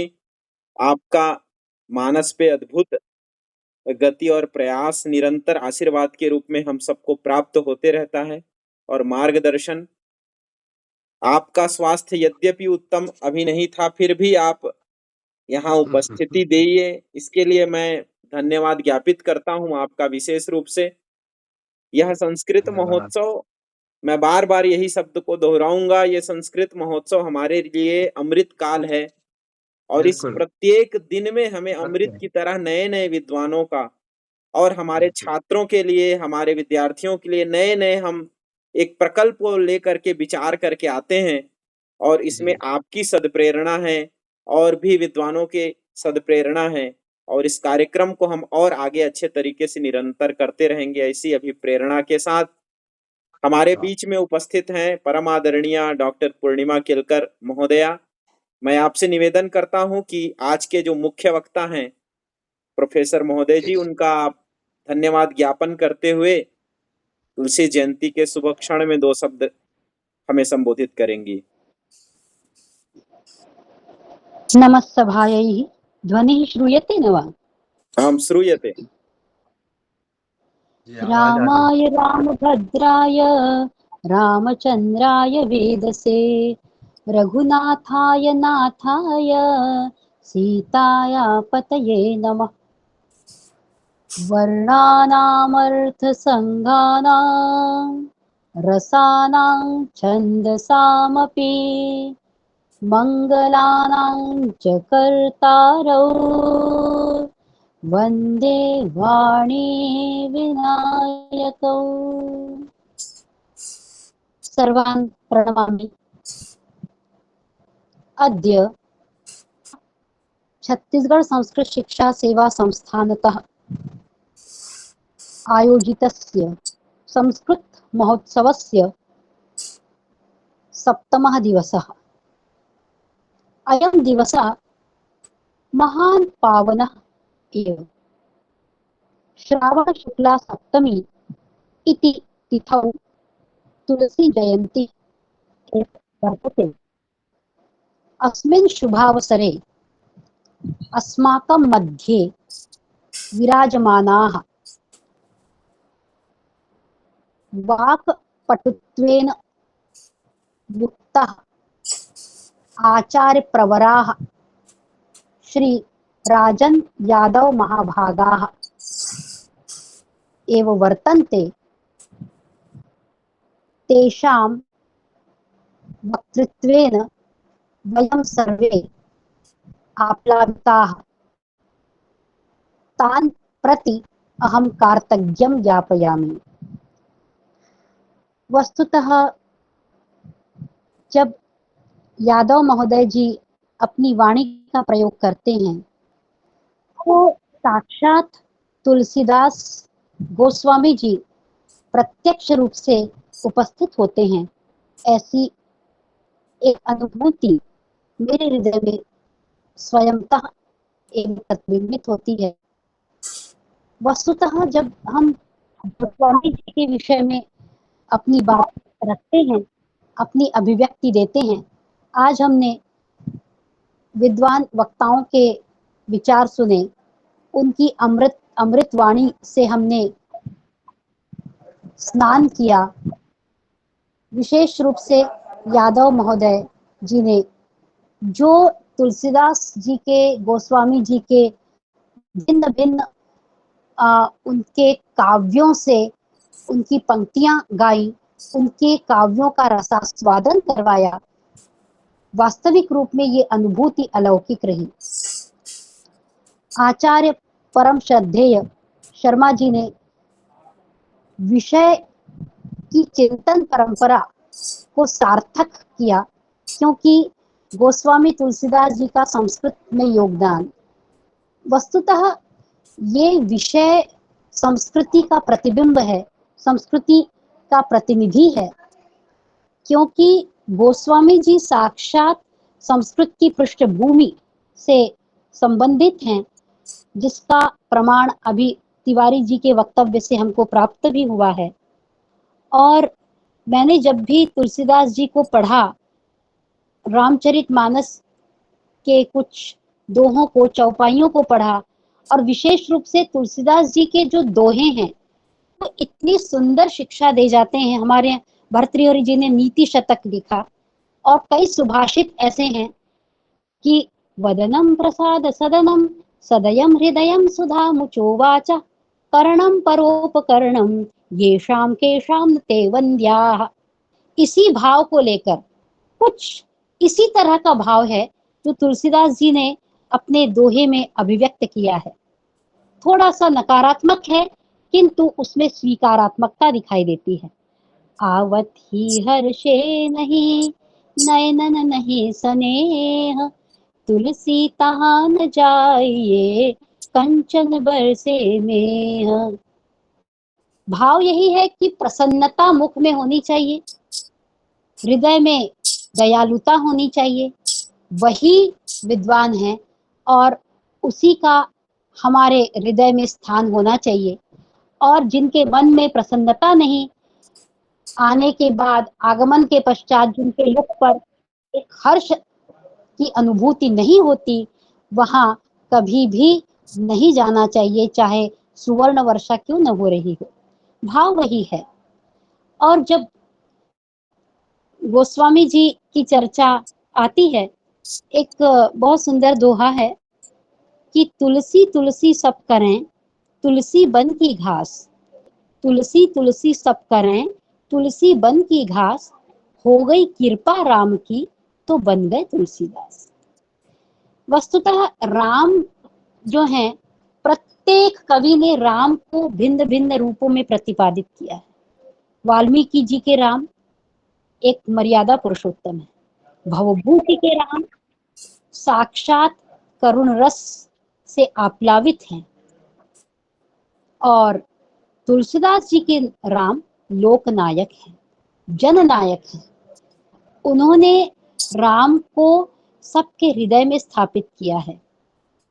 और स्वयं तुलसीदास जी कहते हैं कि पाइन के गति पतित पावन, राम भज सुन सठ मना।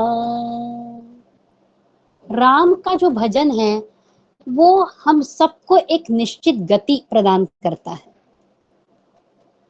वस्तुतः गोस्वामी, अभी आचार्य शर्मा जी ने संकेत किया कि साक्षात वाणी के स्वामी हैं, और गो, वाणी का प्रयोग गो शब्द के अर्थ में पाणिनि शिक्षा में आचार्य जी ने किया है।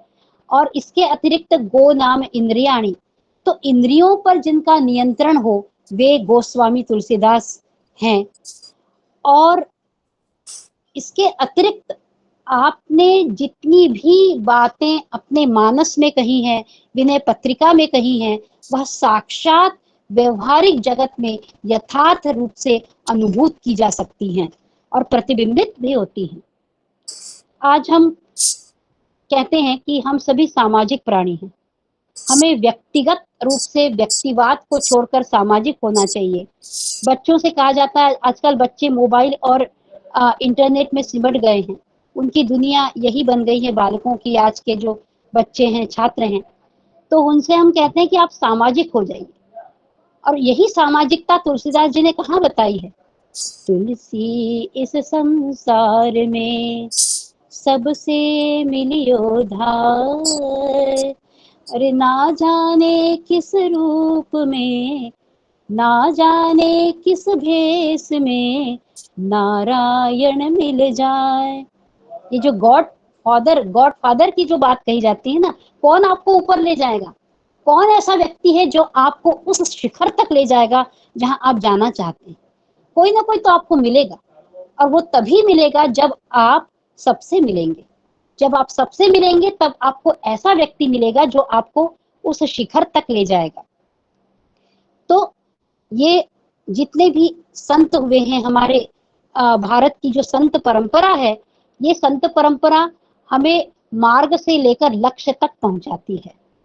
और आज ये हम सबके लिए बड़े सौभाग्य का विषय है कि हमारे मध्य जितने वक्ताओं ने अपनी अभिव्यक्ति दी, अपनी वाणी से हम सबको आनंदित किया, ये सभी वक्ता गोस्वामी के शब्दों में डूबे हुए हैं, उनकी अनुभूति में डूबे हुए हैं। और तुलसी की जब बात होती है तो हम साहित्य के विषय में बहुत सी बातें हैं, और एक दिन भी तुलसीदास जी को लेकर कम पड़ जाएगा। यदि हम सेमिनार करें तो एक संगोष्ठी भी कम होती है, उसके लिए हम 10 संगोष्ठियां करें फिर भी कम है। मैं जब भी किष्किंधा कांड का वो पढ़ती हूँ, हम लोगों ने एक बार आचार्य श्री गुणवंत व्यास जी हमारे मध्य अभी नहीं है, उनके निर्देशन में हमने एक आकाशवाणी में पावस प्रसंग को प्रस्तुत किया था। तो उसमें कुछ हमने दोहे चौपाइयों को कहा था तुलसीदास जी के किष्किंधा कांड से। घन घमंडन गरजत मोरा, प्रियाहीन दरपत मन मोरा, दामिनी दमक रहन घन माहे, हर के प्रीति जथा थिर नाहि। तो उपमान जो है, ये जो दामिनी दमक रही है और साथ में प्रिय नहीं है, प्रिया नहीं है, और ये जो बिजली की आवाज है, ये कैसी लग रही है? बड़े सुंदर साहित्यकारों के जो उपमान होते हैं, यहाँ पे साहित्यकार तुलसी अभिव्यक्त होते हैं। कैसे लग रहे हैं? वो दामिनी जब दमक रही है, बिजली चमक रही है, और उनके प्रिय उनके पास नहीं है, तो उस बिजली की आवाज, उसकी गर्जना कैसी प्रतीत हो रही है? खर के प्रीति जथा थिर नाहि। दुष्टों की प्रीति, दुष्ट लोग प्रेम तो करते हैं पर उस प्रेम में विष मिला होता है। तो इस तरह से वो तकलीफ दे रही है, कष्ट का अनुभव करा रही है। क्या ऐसे उपमान कहीं अन्यत्र दिखाई देते हैं? तो साहित्यकार तुलसी, संत तुलसी, दार्शनिक तुलसी, चिंतक तुलसी, न जाने तुलसीदास जी को हम किन किन रूपों में देख सकते हैं। और आज हम सबके लिए बड़े सौभाग्य की बात रही है कि हमने तुलसीदास जी के भिन्न भिन्न पक्षों पर चर्चा की, उन विचारों को सुना। और मैं अंत में एक ही बात कहूंगी, एक सुंदर भजन है, उस भजन के साथ अपनी वाणी को विराम दूंगी। श्री राम चंद्र कृपाल भज मन हरण भव भय दारुणम् नव कंज लोचन कंज मुख कर कंज पद कंजारुणम् श्रीराम श्रीराम श्रीराम श्रीराम। नमस्कारः, नमो नमः, सर्वान् प्रणमामि। जयतु तुलसी महाभागाय। धन्यवाद नमस्कार। महोदया, बहुत बहुत धन्यवाद।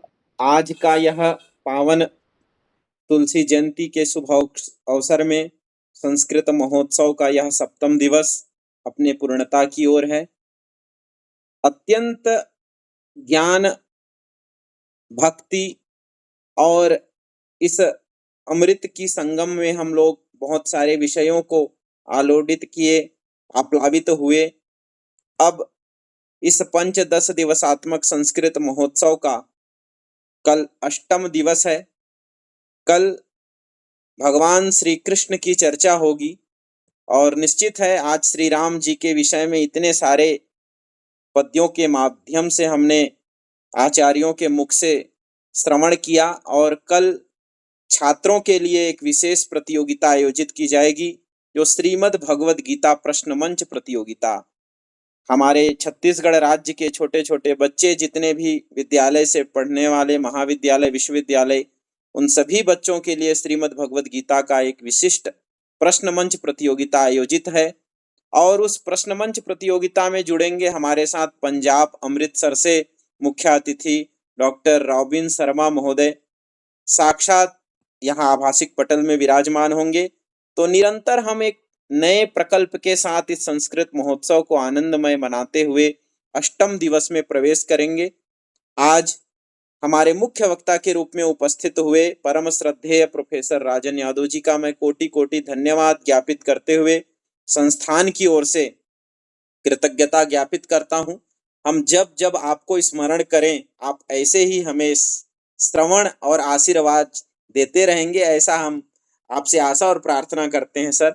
और हमारे बीच में प्रोफेसर महेश चंद्र शर्मा महोदय जी, जो प्रतिदिन हमें आशीर्वाद देते हैं नए नए विषयों को लेकर के, मैं उनको भी धन्यवाद ज्ञापित करता हूं। परम श्रद्धेय हमारे संस्थान के उपाध्यक्ष श्रीमान सुरेश चंद्र तिवारी जी जुड़े, आज मैं उनका भी धन्यवाद ज्ञापित करता हूं। तथा आदरणीय डॉक्टर पूर्णिमा केलकर महोदया जी का भी मैं कोटि कोटि धन्यवाद ज्ञापित करते हुए हमारे बीच में उपस्थित हमारे संस्थान के संगठन सचिव आचार्य मुकेश चौधरी जी का भी धन्यवाद है। और इसी तरह हमारे अन्य सभी सदस्यगण जो नित्य निरंतर जुड़ते हैं, श्रीमान राजेश कुमार उपाध्याय जी, अनुराधा जी, प्रकाश जी, श्रद्धा जी और मणिकांत जी, ईश्वरी देवांगन जी, मनोज वैष्णव जी तथा आचार्य रूपेश शास्त्री जी भी जुड़े हुए हैं। आपका बहुत बहुत धन्यवाद महोदय। आप प्रतिदिन आइए। और यहाँ पर डॉक्टर रुपेंद्र राधेश्याम तिवारी महोदय जी का भी दर्शन तो नहीं हुआ, लेकिन यहाँ नाम दिख रहा है। बहुत बहुत धन्यवाद। आप इसी तरह आते रहिए, लेकिन अपना दर्शन भी कराइए, अपने उपस्थिति भी संस्कृत महोत्सव में दीजिए, ऐसी आपसे आशा और प्रार्थना करते हैं। और भी हमारे बीच में जुड़े हुए सभी लोग, सदस्यगण जो ऑनलाइन माध्यम से इस पूरे कार्यक्रम को देख रहे हैं, और आपको पता होगा कि इस पूरे कार्यक्रम को हम YouTube के माध्यम से भी पुनः देख सकते हैं। तो मैं पुनः सबको धन्यवाद ज्ञापित करते हुए सबको कोटि कोटि प्रणाम करता हूं और विश्व कल्याण मंत्र के साथ इस सभा को यहीं विराम करते हुए कल 8वें दिवस की परिकल्पना के साथ श्रीमद् भगवद गीता का आलोडन करते हुए श्री कृष्ण जी की चर्चा में प्रवेश करेंगे। आज हम सब मिलकर के शांति मंत्र का पाठ करें। कल्याण मंत्र का पाठ करें और सभा को विराम करें। सर्वे भवन्तु सुखिनः, सर्वे सन्तु निरामयाः, सर्वे भद्राणि पश्यन्तु, मा कश्चित् दुःखभाग् भवेत्। ओम शांति शांति शांति। सभी को प्रणाम प्रणाम।